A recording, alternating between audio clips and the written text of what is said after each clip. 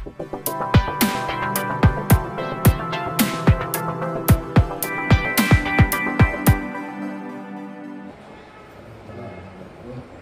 शिवराय, जय भीम।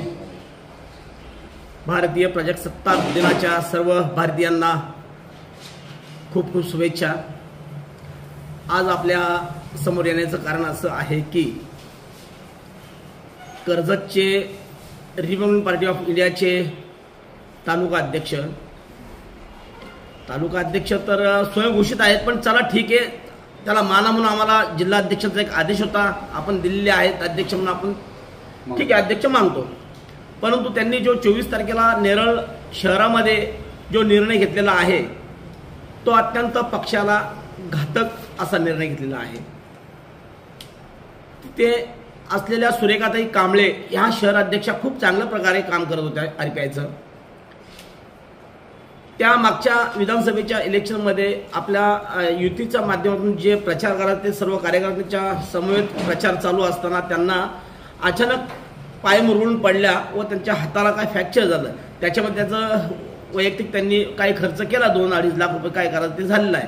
परंतु त्यांना कुठल्याही एक सल्लागार कमिटी किंवा एक कर्जत तालुक्यातल्या कुठल्याही कार्यकर्त्यांना विश्वासात न घेता, त्यांनी राजीनामा न घेता त्यांचं ज्या कोणी नेरळच्या महिला आमच्या भगिनीच आहेत त्यांना आमचा विरोध नाही, जरी त्यांना अध्यक्ष केले असेल तरी तो जो प्रकार त्यांना नेरळच्या अध्यक्षपदी त्यांची नियुक्ती जी केली आहे त्याला आमचा विरोध आहे, त्या महिलेला अजिबात विरोध नाही। त्याचं कारण असं की जर आपले ॲडव्होकेट बर्वे साहेब, जिल्हा अध्यक्ष, महाराष्ट्र सेक्रेटरी स्वतः रामदासजी आठवले साहेब यांनी जी कर्जत तालुक्यामध्ये लोकशाही पद्धतीने इलेक्शन व अध्यक्ष पदाची निवडणूक व्हावी असे आदेश असताना देखील जर त्यांचा आदेश आलेला आहे 9 तारखेला आपलं इलेक्शन घेतलं जाणार आहे, तर हे मध्येच निर्णय घेण्याची आवश्यकता नव्हती।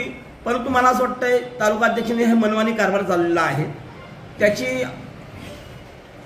त्याचा विषय हा 24 तारखेला घडल्यानंतर 25 तारखेला काहीतरी पेपरला बातमी आल्यानंतर आम्हाला कळालं ते। तसं तर मी पण हा शहर अध्यक्ष म्हणून गेले 15 ते 20 वर्ष काम करत आहोत, आमची कमिटी काम करत आहे, मी शहराध्यक्ष म्हणून काम केलेलं आहे, इथं नगरसेवक म्हणून काम करत आहे।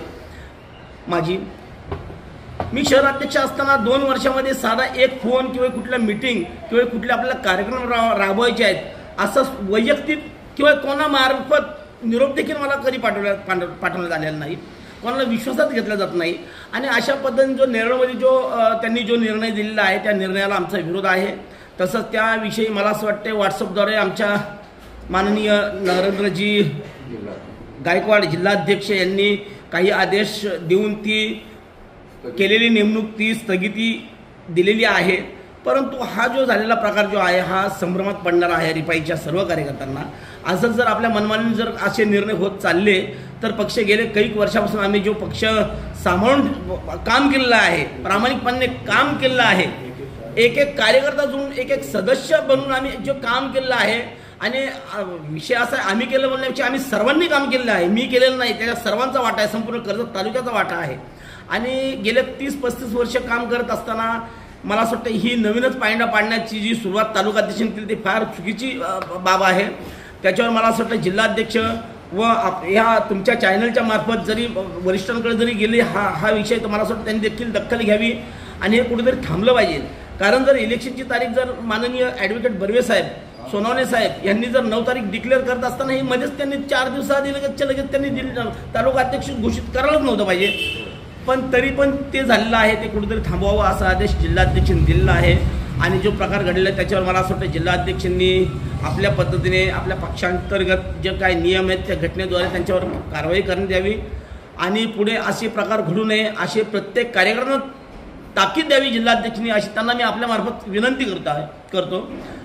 तरी देखील हा प्रकार घडत असताना 2 वर्षामध्ये मी अध्यक्ष आहे शहराचा, माथेरानचे शहराध्यक्ष आमचे अनिलजी गायकवाड होते, नेरळ शहराध्यक्ष दिनेश आढाव होते, यांना देखील कधी फोन किंवा विचारणा केलेली नाही।